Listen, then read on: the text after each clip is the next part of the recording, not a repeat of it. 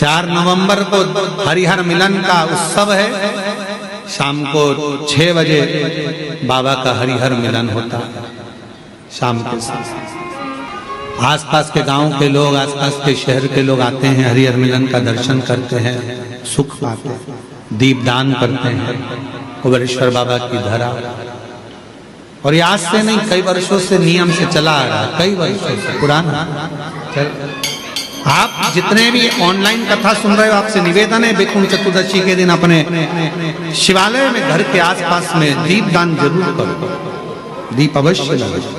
हरिहर मिलन का उत्सव बन सके तो रात्रि के समय पर जिनकी नेत्रों की ज्योति चली जाती है, आंखों से दिखता नहीं है, उसका उपाय भी वैकुंठ चतुर्दशी के दिन अवश्य करें। हरिहर मिलन का जो बच्चा पढ़ने में कमजोर होता है, उसके लिए भी उपाय YouTube पर डला हुआ है, हमारे गूगल पर डला हुआ है। और हम समिति से भी कहेंगे, कुबेरेश्वर धाम विठले सेवा समिति से, कि सोशल मीडिया पर जो भी वैकुंठ चतुर्दशी के उपाय हैं वो हमारे लिंक पर अवश्य डालें और हमारे YouTube गूगल पे अवश्य डालें, जिससे जनमानस को वो प्राप्त हो और लोग उस उपाय को कर सकें। केवल एक दिन वैकुंठ चतुर्दशी का ऐसा होता है जिस दिन शालिग्राम भगवान को रात्रि के समय पर, हरिहर मिलन के समय पर भगवान शिव जी को तुलसा चढ़ती है और भगवान शालिग्राम भगवान को बेलपत्र चढ़ती है। और वो तुलसा और बेलपत्र को शहद की शीशी में भर कर रखा जाता है।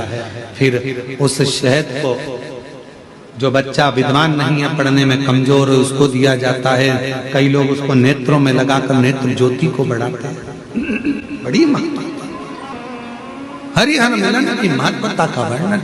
शिव शंकर अपने पूर्व कर्म का भोग मनुष्य को भोगना ही पड़ता है। ये शिवपुराण कर रही है। अच्छा कर्म करा, चुईया का जन्म पाया, चुईया का जन्म पाकर भी अच्छा काम कर दिया।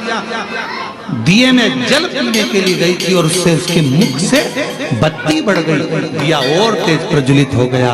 उसका पुण्य ये मिला कि विदर्भ राज के घर में ललिता बनकर जन्म ली, बेटी बनकर राजा के घर में विवाह हो गया, राजा के घर में भी श्रेष्ठ रानी बन गई। ये पूर्व का कोई सुख होता है जो हमको मिला।